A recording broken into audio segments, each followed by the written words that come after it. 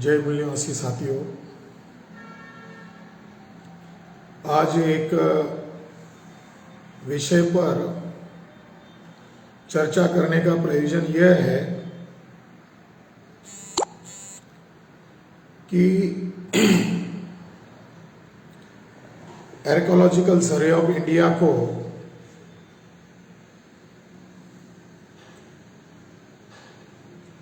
RTI के द्वारा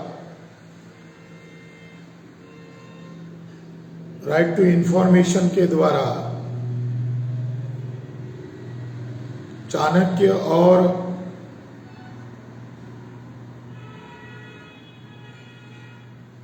परशुराम के बारे में जानकारी मांगी थी।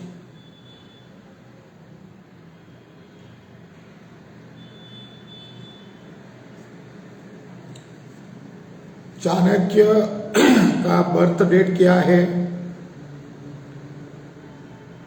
उसका जन्म कहाँ पर हुआ है, लोकेशन बताइए, कौन से जिले में हुआ है,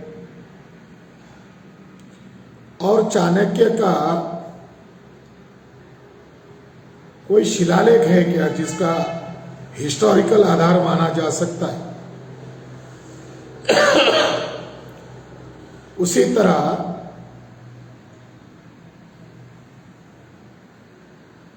आतंकवादी पात्र परशुराम, इसके बारे में भी जानकारी मांगा गया।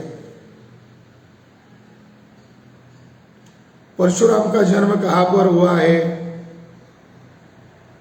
उसके माता पिता का नाम क्या है, कौन से जिले में हुआ है, कौन से तारीख को हुआ है, कौन से शताब्दी में हुआ है, और इसके बारे में आर्कियोलॉजिकल सर्वे ऑफ इंडिया के पास कोई आर्कियोलॉजिकल एविडेंस है क्या। तो 23 जनवरी 2024 को आर्कियोलॉजिकल सर्वे ऑफ इंडिया का मैसूरू रीजन के द्वारा इसके बारे में स्पष्ट जवाब आया है कि परशुराम और चाणक्य के बारे में कोई इंस्क्रिप्शंस हमारे पास नहीं है,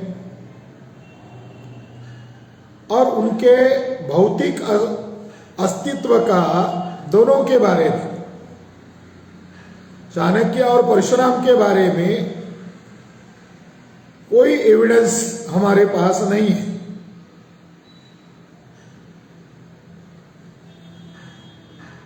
तेईस जनवरी 2024 को यह बहुत महत्वपूर्ण खबर है।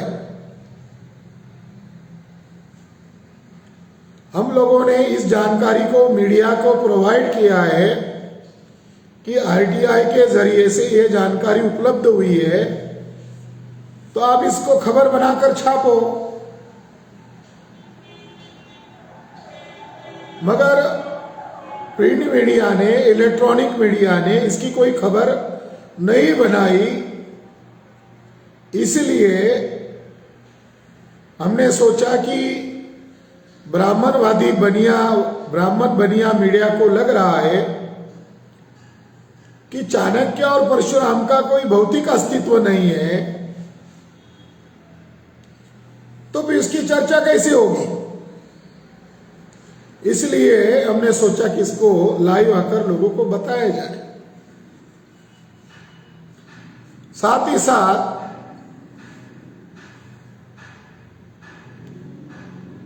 आर्कियोलॉजिकल सर्वे ऑफ इंडिया को हम लोगों ने कुछ माह पहले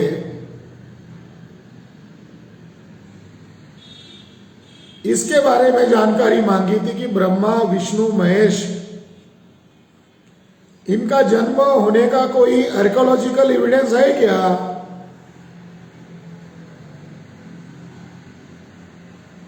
तो आर्कियोलॉजिकल सर्वे ऑफ इंडिया ने ब्रह्मा, विष्णु, महेश के बारे में कोई अभिलेख नहीं है, उनका बर्थ सर्टिफिकेट नहीं है, उनका बर्थ होने का पीरियड तक पता नहीं है,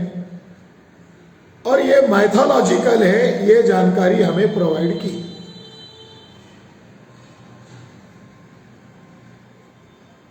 अगर विष्णु ही काल्पनिक है तो ब्राह्मण धर्म की बुनियाद ही खत्म हो जाती है, जिसे वो वर्तमान में हिंदू धर्म कह रहे हैं, वो बुनियाद ही खत्म हो जाती है।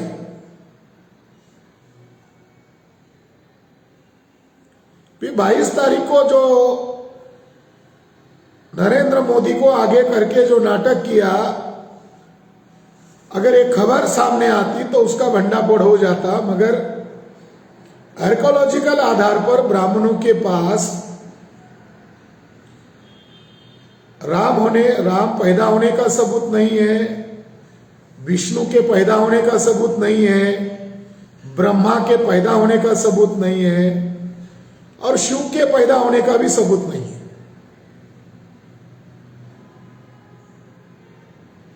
उसी तरह परशुराम और चाणक्य, ये पात्र काल्पनिक है और इनके कोई भी आर्कोलॉजिकल एविडेंसेस उपलब्ध नहीं है, मौजूद नहीं है।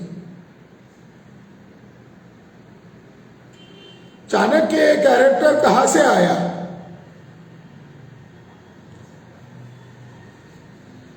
चाणक्य कैरेक्टर का निर्माण करने के पीछे ब्राह्मणों का क्या दृष्टिकोण है? रोमिला थापर जैसी विश्वविख्यात इतिहासकार भी चाणक्य को मान्यता देती है। तमाम ब्राह्मण लोग, राधा कुमुद मुखर्जी, जवाहरलाल नेहरू, शर्मा, मिश्रा, पांडे, तमाम ब्राह्मण इतिहासकार, जो कोई मुजुमदार, तमाम जो ब्राह्मणवादी इतिहासकार है, वो चाणक्य को सामने रखकर मौर्यों का इतिहास लिखते हैं। चाणक्य प्रस्तुत करने का मतलब यह है कि मौर्यों का मूल इतिहास मिटाया जा सके। ये इसके पीछे उनकी सोची समझी साजिश है। मगर चाणक्य कहां पर पैदा हुआ, कौन से गांव में पैदा हुआ, उसके माँ बाप का नाम क्या था, वो कौन सी सदी में पैदा हुआ, उसकी बर्थ डेट क्या है, इसकी जानकारी अभी तक किसी भी ब्राह्मण ने नहीं दी है।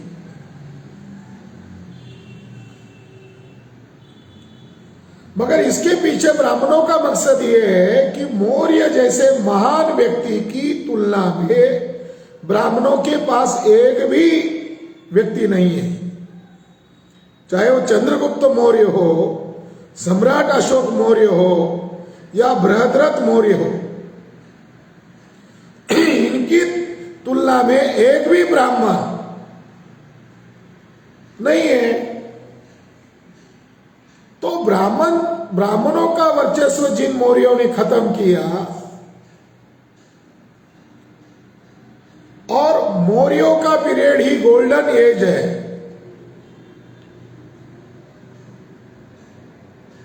और बाबा साहब अंबेडकर ने एनिहिलेशन ऑफ कास्ट में, जो लाहौर में उनका स्पीच होने वाला था, तो उन्होंने कहा था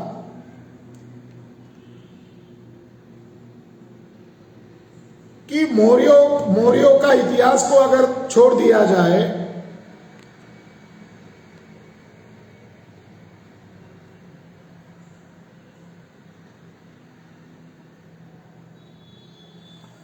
मौर्य के इतिहास को अगर छोड़ दिया जाए तो भारत का कोई इतिहास ही नहीं है, डार्क एज है।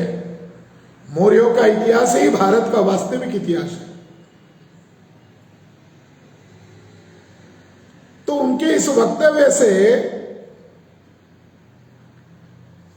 महाराष्ट्र का चित्पावन ब्राह्मण वीडी सावरकर को इतना दर्द हुआ कि उसने 6 सोनेरी पन्ने नामक किताब लिखा था और उसके अंदर पहले नंबर का पन्ना क्या है तो बृहद्रथ मौर्य की हत्या पुष्यमित्र शुंग के द्वारा कराई गई, इसको उसने फर्स्ट गोल्डन पेज कहा है। प्रतिक्रिया के रूप में सावरकर ने किताब लिखी थी और छठे नंबर का पेज, छठे नंबर का पन्ना क्या है, तो छत्रपति शिवाजी महाराज का साम्राज्य पेशवा ब्राह्मणों ने खत्म किया, इसको उसने छठे नंबर का पेज कहा है, गोल्डन पेज का है। और शिवाजी महाराज का जन्म होना यह कोई खास बात नहीं है, यानी मराठाओं का अत्यंत घृणित शब्द में अपमान किया है, खास करके छत्रपति शिवाजी महाराज का। तो जो जो महापुरुष हो चुके हैं, जो जो महान होते हैं, उनकी बराबरी ब्राह्मण नहीं कर पाते, तो ब्राह्मण लोग क्या करते हैं, उसके बराबरी का कोई ब्राह्मणों में पुरुष नहीं हुआ है, तो ब्राह्मण लोग इतिहास लेखन के नाम पर ब्राह्मणों ने क्या किया, तो ब्राह्मणों ने जो जो महान हुए हैं उनका गुरु ब्राह्मण था, यह प्रचार कर दिया। इसको बोलते हैं ब्राह्मणीकरण। अरे छत्रपति शिवाजी महाराज महान क्यों हुआ, तो छत्रपति शिवाजी महाराज का गुरु ब्राह्मण था, ऐसा प्रचार किया जाता है। और ऐसी बातों का बार बार प्रोपेगेंडा करके बहुजन समाज के लोगों के दिमाग में ये बात डाली जाती है कि दादू कोंडदेव और छत्रपति शिवाजी महाराज का दूसरा गुरु भट्ट रामदास ये गुरु थे, इसीलिए वो महान हुए।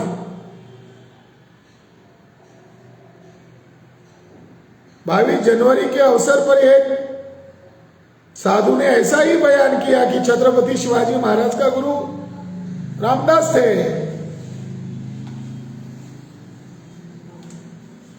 महाराष्ट्र में छत्रपति शिवाजी महाराज के वंशज शाहू छत्रपति महाराज, इन्होंने जाहिर तौर पर घोषित किया था कि भट्ट रामदास और भट्ट दादू कोंडदेव ये छत्रपति शिवाजी महाराज के गुरु नहीं है। अब दूसरे किसी के प्रमाण की जरूरत नहीं है। जब छत्रपति शिवाजी महाराज के वंशज ही कह रहे हैं गुरु नहीं है, तो दूसरे प्रमाण की जरूरत नहीं है। महाराष्ट्र गवर्नमेंट ने दादू और रामदास के ऊपर कमेटियां बिठाई थी और दादू कोंडदेव और रामदास गुरु होने का एक भी सबूत, लिखित सबूत नहीं मिला।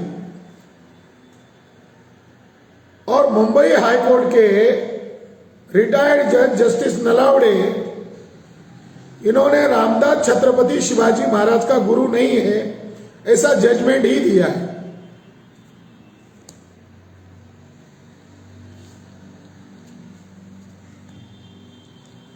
इस आधार पर यह माना जा सकता है कि रामदास गुरु नहीं था। आरएसएस और बीजेपी के लोग मोदी को आगे करके मोदी की तुलना छत्रपति शिवाजी महाराज से करके छत्रपति शिवाजी महाराज का अपमान कर रहे हैं, मोदी का नहीं। मोदी का अपमान हो चुका है, मोदी को कोई मान सम्मान नहीं है। ब्राह्मणों का गुलाम है नरेंद्र मोदी, उसकी तुलना छत्रपति शिवाजी महाराज के साथ नहीं हो सकती। तो ब्राह्मण लोगों ने हमेशा से ब्राह्मणीकरण के सिद्धांत पर काम किया। जैसे छत्रपति शिवाजी महाराज का गलत इतिहास लिखा और गुरु रामदास या दादू कोंडदेव को दिखाया और उनका ब्राह्मणीकरण किया।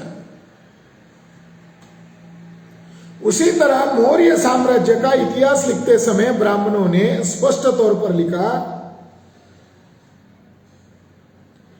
कि मौर्यों के गुरु कौन थे? चाणक्य थे। और चाणक्य की स्टोरी क्या है कि नंद राजा ने उसका अपमान किया था और नंद राजा का अंत जब तक नहीं करूंगा तब तक चोटी को गांठ नहीं बांधूंगा, ऐसी शपथ चाणक्य लेता है, अर्थात कौटिल्य लेता है। और चंद्रगुप्त मौर्य इस युवा के हाथ से नंद राजा की हत्या करता है। मगर इसका कोई इतिहास है क्या? इसका कोई इतिहास नहीं है, इसका कोई प्रमाण नहीं है।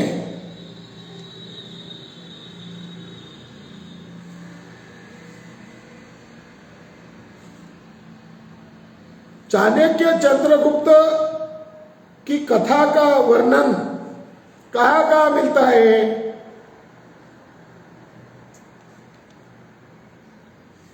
हेमचंद्र के पुरुष चरित्र यानी 12वीं सदी में इसका साहित्य में वर्णन मिलता है। कश्मीर के कथा सरित सागर 11वीं सदी में इसका वर्णन मिलता है। बृहद कथा मंजरी 11वीं सदी में इसका वर्णन मिलता है। और सबसे पहले इसका जिक्र विशाखा दत्त के मुद्रा राक्षस जो 6ठी शताब्दी में लिखा गया है, इसके अंदर इसका वर्णन मिलता है। और एक प्ले, एक नाटक है। 6ठी शताब्दी में मुद्रा राक्षस विशाखा दत्त के द्वारा लिखा हुआ, इसके अंदर इसका पहली बार वर्णन मिलता है। और 12वीं सदी तक अलग अलग साहित्य में, हेमचंद्र के साहित्य में, सरित सागर में, बृहद कथा मंजरी में, यानी 11वीं 12वीं सदी में मिलता है। और चाणक्य का जो कौटिल्य अर्थशास्त्र की कॉपी है, यह कॉपी मद्रास प्रोविजन में 1908 में मिली है। यानी दक्षिण भारत में इसकी कॉपी मिली है, यानी उसका लिखित दस्तावेज मिला है। चाणक्य जो है एक काल्पनिक पात्र है। शायद इसी वजह से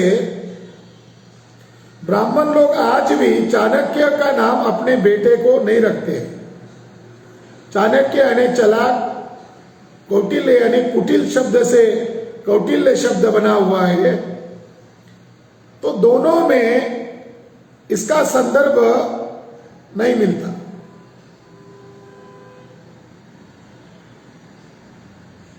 और कौटिल्य का बाद और एक नाम होता है विष्णुगुप्त। तो ये तीनों नाम भी काल्पनिक नाम है, चाणक्य, कौटिल्य और विष्णुगुप्त।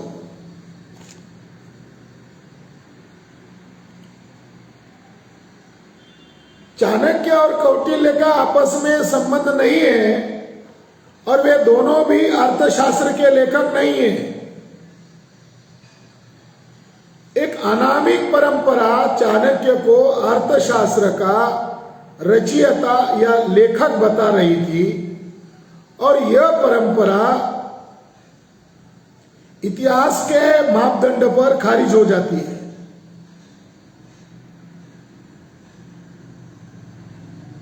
दूसरी सदी तक अर्थशास्त्र को मौर्यकालीन दस्तावेज नहीं समझा जाता था। अगर कौटिल्य मौर्यकालीन में होता तो मौर्यों के दस्तावेजों में उसका जिक्र होता, मेगस्थनीज के ग्रंथ में उसका जिक्र होता, मगर उसका कहीं पर भी जिक्र नहीं है। मौर्य की भाषा पाली भाषा है, चाणक्य की भाषा संस्कृत की भाषा है, मौर्य समानतावादी है और चाणक्य अर्थशास्त्र में ब्राह्मणों का वर्चस्व स्थापित करने का आदेश देता है। कितनी विसंगत बात है। ब्राह्मणों ने एक टीम बनाकर अर्थशास्त्र का निर्माण किया और उन्होंने प्रकरण साहित्य मौर्य ब्राह्मणों ने 2 संस्करण समय समय के बाद बनाए और बाद में उसको नाटक के माध्यम से मौर्यों के साथ जोड़ दिया। नंद और मौर्य का कोई झगड़ा नहीं हुआ है, ये भी एक मनगढ़ंत बात है।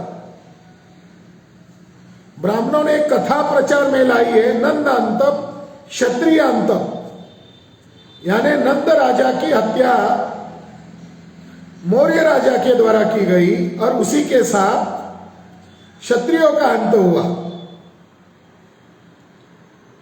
जो ब्राह्मण इतिहासकार चाणक्य को मान्यता देते हैं वो ब्राह्मण इतिहासकार मौर्यों को शूद्र कहते हैं। मौर्य लोग शाक्य वंशीय थे, खत्तीय थे, मूलनिवासी खत्तीय थे। नंद लोग भी मूलनिवासी खत्तीय थे, उनका आपस में कोई झगड़ा नहीं था। मगर ब्राह्मण लोगों ने मौर्यों को नीच दिखाने के लिए मौर्यों की उत्पत्ति मुरा नामक एक दासी से दिखाई है, यानी खुल्लम खुल्ला मौर्यों का चरित्र हनन करने का षड्यंत्र ब्राह्मणों ने किया।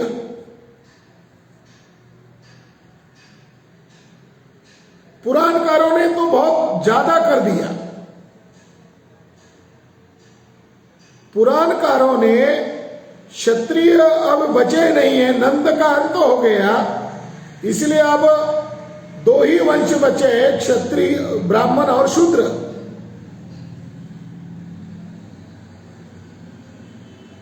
तो ब्राह्मणों ने चाणक्य को गुरु दिखाकर चंद्रगुप्त मौर्य का अवमूल्यांकन किया है।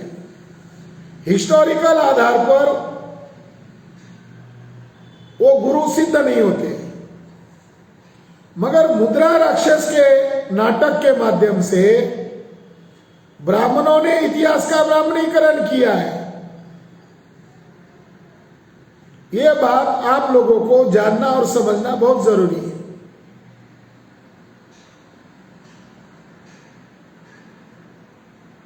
पैट्रिक ओलिवेले नामक एक बड़े इतिहासकार है, उनका यह कहना है कि ब्राह्मणवादी परंपरा अर्थशास्त्रों को मौर्य साम्राज्य के साथ काल्पनिक पात्र चाणक्य के माध्यम से जोड़ना चाहती है। इसी उद्देश्य से मुद्रा राक्षस जैसे ग्रंथ बाद में लिखे गए थे। पैट्रिक ओलिवेले के अनुसार चाणक्य ग्रंथ अत्यंत काल्पनिक ग्रंथ है। यह बात सिद्ध हुई है, मगर नारायण नामक एक ब्राह्मण था जिसने हितोपदेश नामक ग्रंथ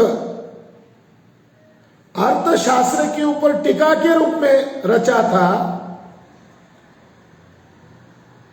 उसने कमंडक के नीति सार ग्रंथ की मदद लेकर यह ग्रंथ टीका किया था।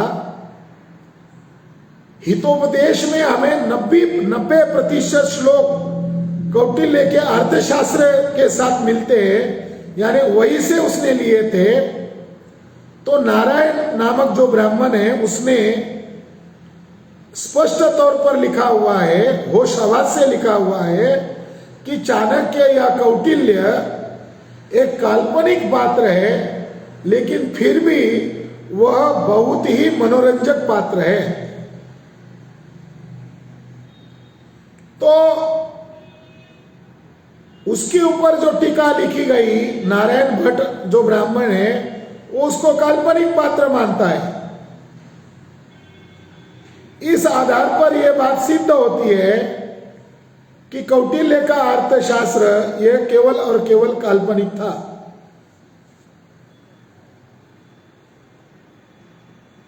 मैकलिश महोदय ने एक रिसर्च पेपर लिखा है जिसका शीर्षक है कौटिल्याज अर्थशास्त्र इज अ मौर्यन डॉक्यूमेंट।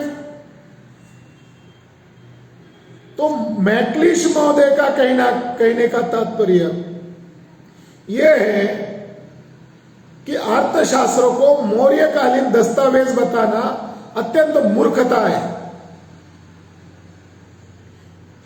अर्थशास्त्र मौर्यकालीन दस्तावेज है, इसका अभी तक एक भी सबूत नहीं मिला है। वे कहते हैं कि अर्थशास्त्र को मौर्यकालीन बताने वाला जो ब्राह्मणवादी विचार है वह आधारहीन है और उसकी पुष्टि के लिए जो सबूत दिए जा रहे हैं वे सारे निरर्थक हैं। तो बड़े बड़े विद्वानों ने, खासकर कि पैट्रिक ओलिओले, मैकलिश महोदय ने इस बात को रिजेक्ट कर दिया है कि अर्थशास्त्र यह मौर्यकालीन दस्तावेज नहीं है। इस आधार पर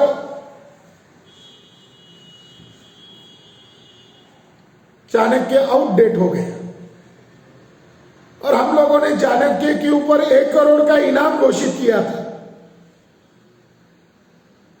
मगर अभी तक कोई ब्राह्मण सामने नहीं आया है कि जो 1 करोड़ रुपए हमसे युक्तिवाद करके हासिल करे।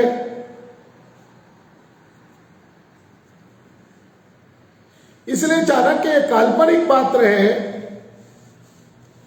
इसका आखिरी सबूत भारत सरकार का आर्कियोलॉजिकल सर्वे ऑफ इंडिया को हमने लिखित में लेटर मांगा था, जवाब मांगा था और उनका जवाब 23 जनवरी को हमें प्राप्त हुआ, जिसमें आर्कियोलॉजिकल सर्वे ऑफ इंडिया ने भी मान्य किया कि चाणक्य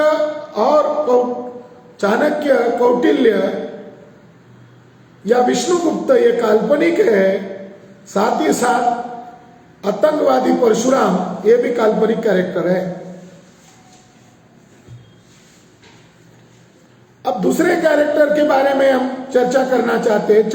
चाणक्य के बाद आतंकवादी काल्पनिक चरित्र परशुराम।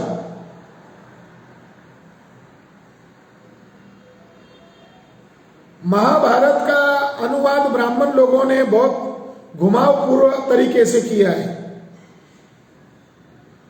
मगर महाभारत का वास्तविक अनुवाद अब विश्व के लेवल पर प्रसिद्ध हो गया है और वो अनुवाद बहुत बड़े विद्वान संस्कृत भाषा के तज्ञ इंडोलॉजिस्ट जेम्स फिट्जगेराल्ड ने 12 वॉल्यूम में महाभारत का अनुवाद किया है और इसको बीजेपी के लोगों ने भी मान्यता दी। बीजेपी को लोगों को लगा कि अमेरिका के लोग महाभारत का अनुवाद कर रहे हैं, तो बीजेपी का एक वेबसाइट है उसके ऊपर भी तो उन्होंने फिट्जगेराल्ड का 1-2 खंड को अपलोड करके रखा था, आज भी अवेलेबल है। फिट्जगेराल्ड महोदय का यह कहना है परशुराम के बारे में कि परशुराम की कथा ब्राह्मण क्षत्रिय संघर्ष पर आधारित है। सम्राट अशोक जैसे क्षत्रिय राजाओं ने धर्म के बारे में ब्राह्मणों की एकाधिकारशाही खत्म कर दी थी, जिसकी वजह से अशोक जैसे ब्राह्मण विरोधी राजा से ब्राह्मणों के अंदर भय उत्पन्न हो चुका था। इसे ध्यान में रखकर ब्राह्मणों ने परशुराम कथा की निर्मिति की। पूरा महाभारत, पूरा रामायण बौद्ध धर्म के प्रतिक्रिया में लिखा गया है। और चाणक्य जो परशुराम जो कैरेक्टर है, ये सम्राट अशोक के प्रतिक्रिया में ब्राह्मणों ने लिखा हुआ कैरेक्टर है।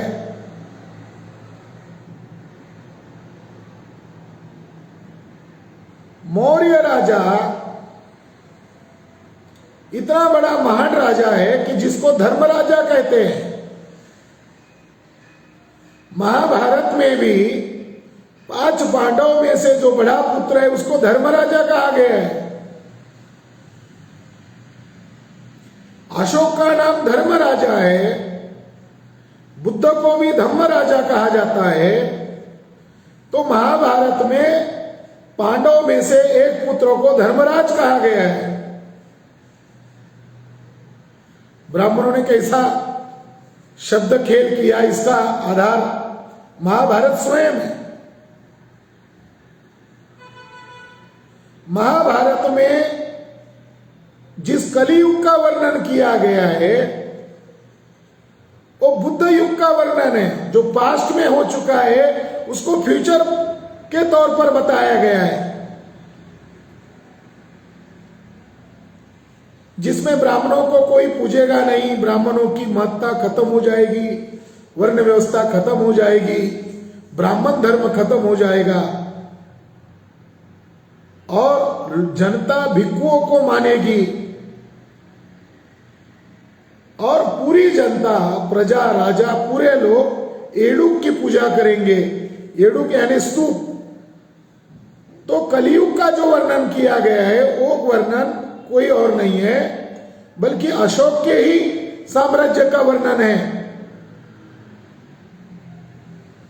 और महाभारत और रामायण प्रतिक्रांति के बाद लिखे गए थे, मगर वो उस समय लिखे गए जब ब्राह्मणों ने हिंसक प्रतिक्रांति की थी। प्रजा बुद्धिस्ट थी, तो प्रजा बुद्धिस्ट होने के कारण ब्राह्मणों ने उसको कोडिंग लैंग्वेज में लिखा है। और बाद के समय में गुप्तोत्तर काल में 7वीं 8वीं यहां तक कि ब्रिटिश आने तक रामायण महाभारत में एडिशन चल ही रहा था। मगर बौद्ध धर्म के प्रतिक्रिया के रूप में ही महाभारत लिखा गया है।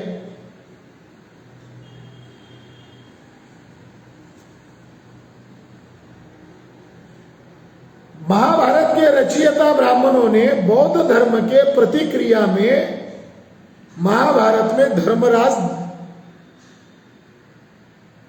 दिखाया, मगर उस धर्मराज की बहुत फजीती हो गई है। यानी इतना कमजोर व्यक्ति को ब्राह्मणों ने दिखाया। महाभारत के अंदर परशुराम का जिक्र 130 बार आया है। महाभारत का वास्तविक नायक परशुराम बताया गया है।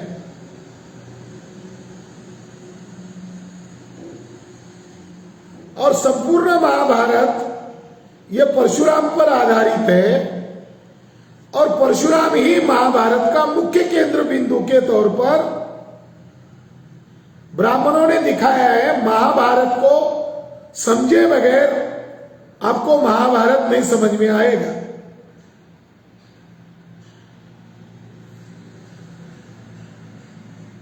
फिट्जगेराल्ड महोदय का यह कहना है कि महाभारत में जो धर्म बताया गया है वो वास्तव में बौद्ध धर्म के प्रति भयंकर द्वेष के कारण बताया गया है। संपूर्ण धरती अधर्मी क्षत्रियों से पूरी तरह व्याप्त हो चुकी है, यानी बौद्धों के बारे में लिखा हुआ है।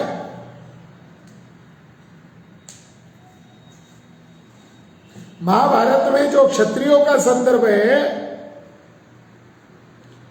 वो बुद्धिस्ट क्षत्रियों के संदर्भ में है। संपूर्ण अधर्मी क्षत्रियों से पूरी तरह व्याप्त हो चुकी है। यह लोग वेदों को नहीं मानते, ब्राह्मण देवता और उनके विधियों को नहीं मानते तथा धर्म और वेद को जानने वालों को जरा भी वे कीमत नहीं देते हैं। महाभारत में इस तरह के ब्राह्मण उत्पीड़क क्षत्रियों का जो वर्णन मिलता है वह बहुत धर्मीय होते हैं और उन क्षत्रियों को गालियां देते हुए महाभारतकार ब्राह्मण लिखते हैं कि वह लोग लोभी है, भ्रमित है और उनमें कई दोष है। ऐसे दानवी या राक्षसी क्षत्रियों को नष्ट करने के लिए ही महाभारत में परशुराम की कथा बनाई गई है, जो क्षत्रियों का 21 बार नरसंहार करता है।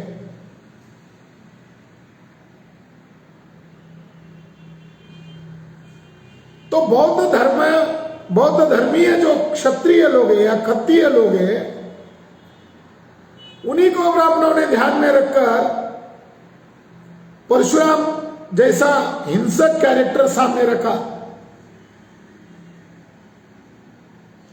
और महाभारत के 3.115 117 में यह बताया गया है कि सभी क्षत्रिय पुरुष परशुराम के हाथों मारे जाने के बाद उनकी क्षत्रिय विधवा ब्राह्मणों के पास जाकर अपने पेट से संतति उत्पन्न करने को कहती है और क्षत्रियों का पूर्ण संहार करने के बाद जो क्षत्र अर्थात क्षत्रिय महिला बची थी उस पर ब्राह्मणों ने बीज डालकर परशुराम ने 9 क्षत्रियों का निर्माण किया है। ऐसा महाभारत के 3 अध्याय में बताया गया है। महाभारत 3.115-117 3.12 में यह भी बताया गया है कि किस तरह क्षत्रिय संहार करने के बाद हर बार नए क्षत्रिय पैदा होते हैं और क्षत्रिय संहार और 9 क्षत्रियों का निर्माण, यह सिद्धांत महाभारत में बार बार दोहराया है। और इसके लिए उन्होंने पृथु राजा की कहानी बताई है और पृथु राजा धरती पर ब्राह्मण राज स्थापित करता है।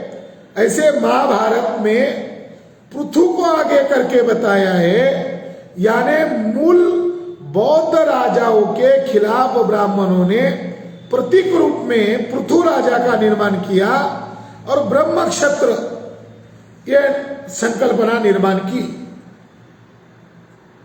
बौद्ध क्षत्रियों की तरह ब्राह्मणवादी 9 क्षत्रियों का भी अपमान इस कथा के माध्यम से ब्राह्मण ने किया। महाभारत के 2 अध्याय में धरती परशुराम को कहती है कि मैं इन असुर क्षत्रियों के बोझ तले दब गई हूं। हे परशुराम, इन असुर क्षत्रियों को मार डाल, उन्हें नष्ट कर। यानी महाभारत के 2.12 में क्षत्रियों को असुर क्षत्रिय कहा है और इस तरीके से ब्राह्मणों ने क्षत्रिय लोगों का अपमान किया है और 21 बार उनको मारने की कथा ब्राह्मणों ने जोड़ी है। और 21 बार मारना यानी 21 तरह के प्राणियों की बलि देने वाला अश्वमेध यज्ञ करने का संदर्भ है। अश्वमेध यज्ञ का मतलब है महाभारत में क्षत्रियों का पिता ही ब्राह्मण दिखाना। नियोग पद्धति जो आई है, नियोग पद्धति के माध्यम से क्षत्रियों का बाप ब्राह्मण दिखाया गया है। वाल्मीकि रामायण में ब्राह्मणों ने दशरथ का पुत्र राम दिखाया नहीं है, नियोग प्रथा के माध्यम से राम को उत्पन्न करते हुए दिखाया है। बड़ी आश्चर्य की बात है कि ब्राह्मणों ने उसको पिता के तौर पर प्रस्तुत ब्राह्मणों को किया है। और महाभारत में जो 5 पांडव है, उसके पिताजी पंडु दिखाने की बजाय 5 ब्राह्मण पुरुषों से क्षत्रिय पांडव पैदा होते हैं, ऐसा दिखाया है।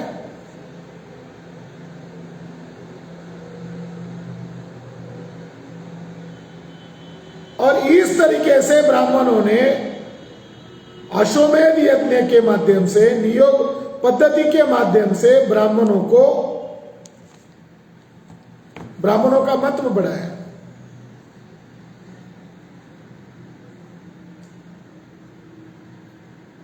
और परशुराम ने 21 बार क्षत्रियों का अंत किया, उसके बाद 9 क्षत्रियों का निर्माण किया। क्षत्रिय और ब्राह्मणों के बीच में लगातार झगड़े का वर्णन महाभारत में।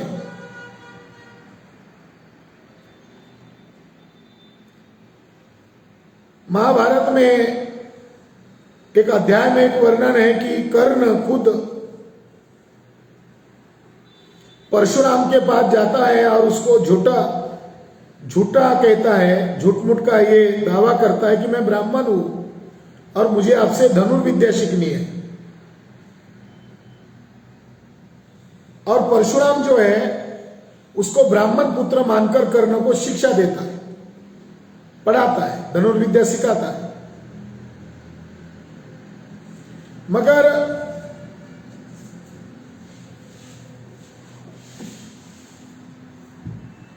परशुराम के शिक्षा लेते ही कर्ण ज्यादा तरबेज हो गया, थोड़े ही दिनों में सीख लिया।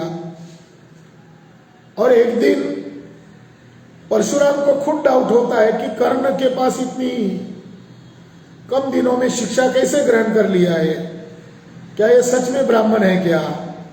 ये टेस्ट करने के लिए एक दिन परशुराम दोपहर के समय में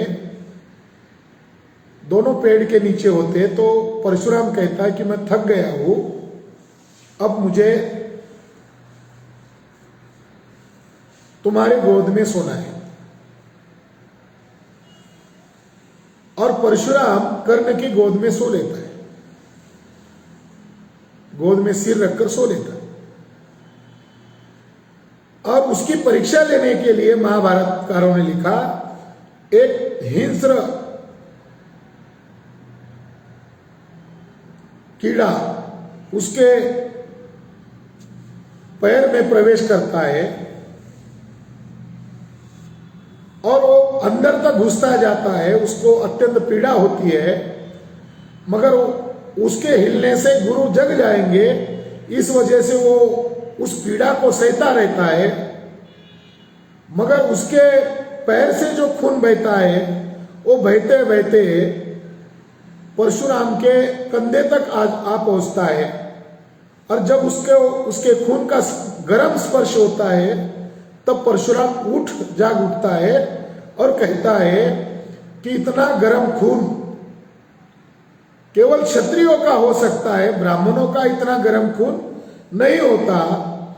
और क्षत्रिय होने के कारण ही तुम इतनी पीड़ा को सह रहे हो, ब्राह्मणों में इतनी पीड़ा सहने की कुवत या क्षमता नहीं है।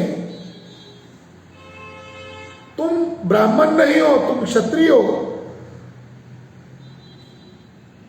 तो महाभारत में ब्राह्मण लोगों में पीड़ा सहने की क्षमता नहीं है और क्षत्रियों में उतनी क्षमता है। तो यह बात सही लिखी है महाभारत में। अगर कोई सच बात तो यही एकमात्र सच है। आज भी यह बात सही है कि ब्राह्मणों में पीड़ा सहने की क्षमता नहीं है। महाभारत में कृष्ण जो युद्ध बताता है वो युद्ध कौरव और पांडवों को बीच में लड़ाता है। इसको डिवाइन वॉर कहा है, ये दैवी युद्ध कहा है। इसके पीछे महाभारतकारों ने जो मकसद बताया, वो मकसद कहता है कि दैवी युद्ध है। कृष्ण अर्जुन को उपदेश करता है। गीता क्या है? धर्मोपदेश है। ये दैवी युद्ध है, यानी क्षत्रियों को क्षत्रियों से भिड़ाकर मार डालो। यानी जो बुद्धिस्ट क्षत्रिय थे, उन बुद्धिस्ट क्षत्रियों को ध्यान में रखकर परशुराम कैरेक्टर निर्माण किया और मूल बुद्धिस्ट क्षत्रियों की घृणा करने के लिए एक दैवी युद्ध का कहानी बताया और उस युद्ध में भाई भाई को लड़ते हुए दिखाया है। और उस कथा में नाग लोगों का भी जिक्र आता है और खांडव वन में नाग लोगों को जलाकर मार दिया जाता है। आखिर में युद्ध समाप्त होता है और युद्ध खत्म होने के बाद भी कृष्ण मार दिया जाता है और 5 पांडव युद्ध जीतने के बाद उत्तर दिशा की तरफ यानी हिमालय की तरफ जाते हैं और वो आत्महत्या कर लेते हैं। यानी महाभारत एक रंजक पद्धति से लिखा गया है। उसके जो पात्र है, उसकी जो स्टोरी है, वो स्टोरी बुद्धिज्म को ध्यान में रखकर, बुद्धिस्ट फिलॉसफी को ध्यान में रखकर लिखी गई है।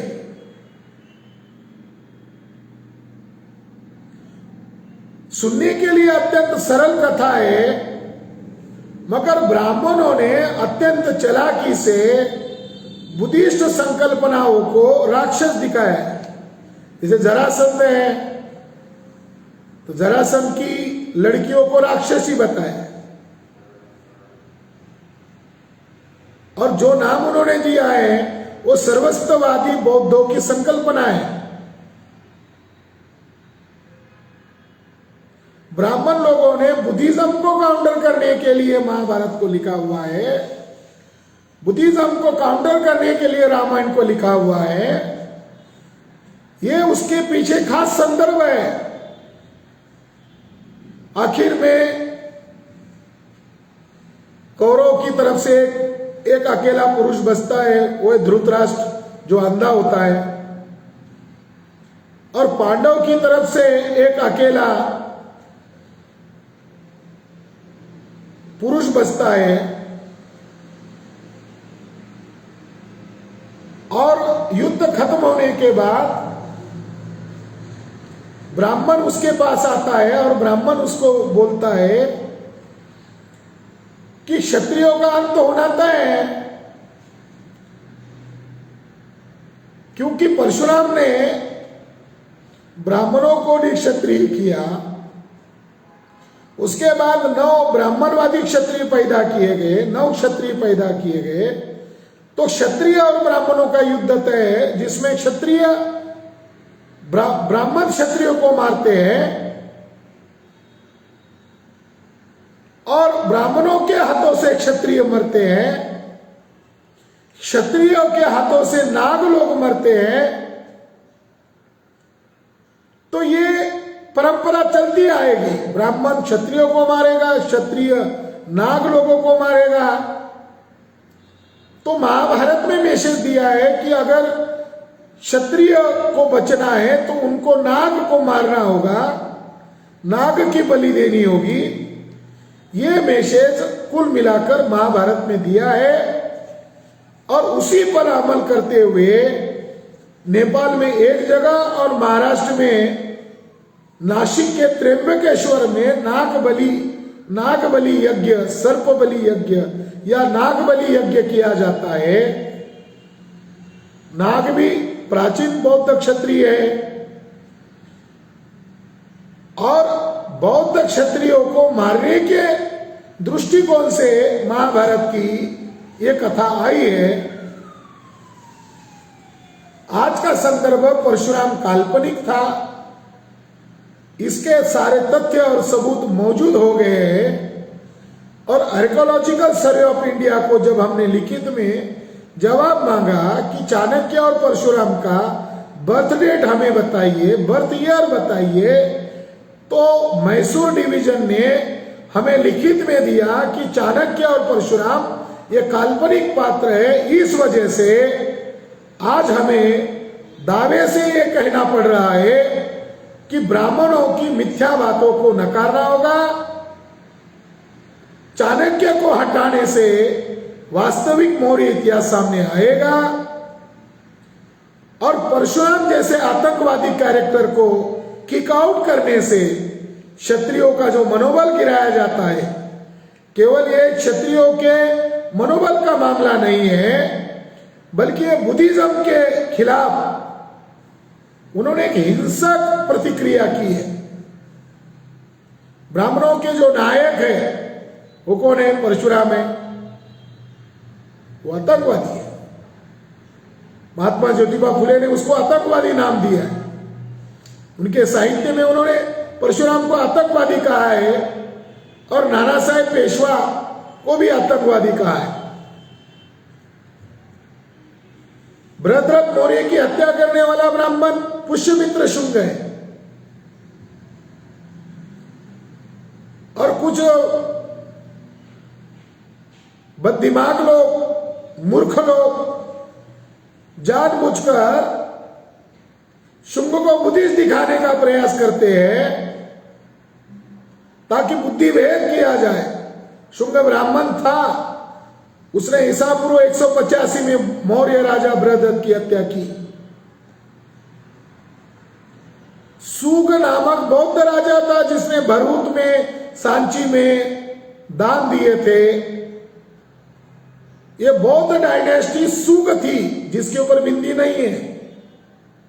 ब्राह्मण लोगों ने सूग को ही शुंग कहा, यानी बौद्ध राजा को ही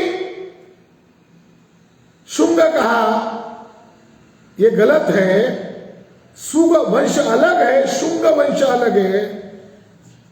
पुष्यमित्र शुंग ये ब्राह्मण था, बुद्धिस्ट नहीं था, और उसके द्वारा हिंसा अभियान किया गया।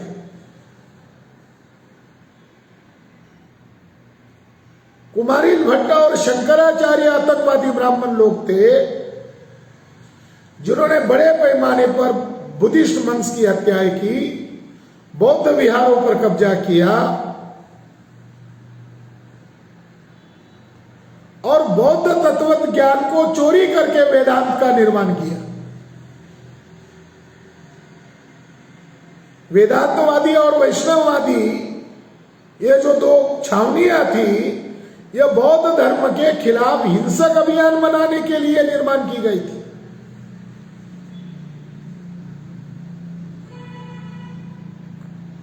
तो आज वर्तमान में चर्चा करने का संदर्भ यही है कि जब मैं राजस्थान में क्षत्रियों के सम्मेलन में गया था और वहां मैंने वक्तव्य किया था और ब्राह्मणों को चुनौती दिया था कि परशुराम पर 1 करोड़ रुपए इनाम और चाणक्य के ऊपर 1 करोड़ रुपए का इनाम घोषित किया जाता है, तो ब्राह्मण लोग 2 करोड़ रुपए का इनाम लीजिए और चाणक्य और परशुराम की ऐसा ऐतिहासिकता सिद्ध कीजिए। हमने भामसेन के राष्ट्रीय अधिवेशन में भी इस विषय को चर्चा का विषय बनाया था। उसके पहले ही हमने नवंबर माह में ही हमने एप्लीकेशन डाला था, मगर मद्रास डिवीजन ने अभी हमको 23 जनवरी को उसका लिखित जवाब दिया कि चाणक्य और परशुराम काल्पनिक है। राजस्थान के ब्राह्मणों ने मेरे ऊपर मुकदमा किया था कि एफआईआर किया था कि परशुराम को काल्पनिक कहने से ब्राह्मण समाज की भावनाएं आहत हो गई। जब आर्कियोलॉजिकल सर्वे लिखित में दे रहा है कि परशुराम और चाणक्य काल्पनिक है, तो आपकी भावना को कोई महत्व है?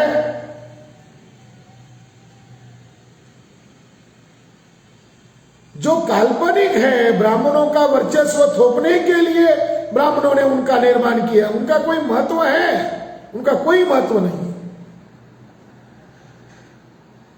और बड़ी आश्चर्य की बात है कि एक भी ब्राह्मण, 2 करोड़ रुपए का इनाम हमने घोषित किया था, एक भी ब्राह्मण हमारे चुनौती को स्वीकार नहीं किया।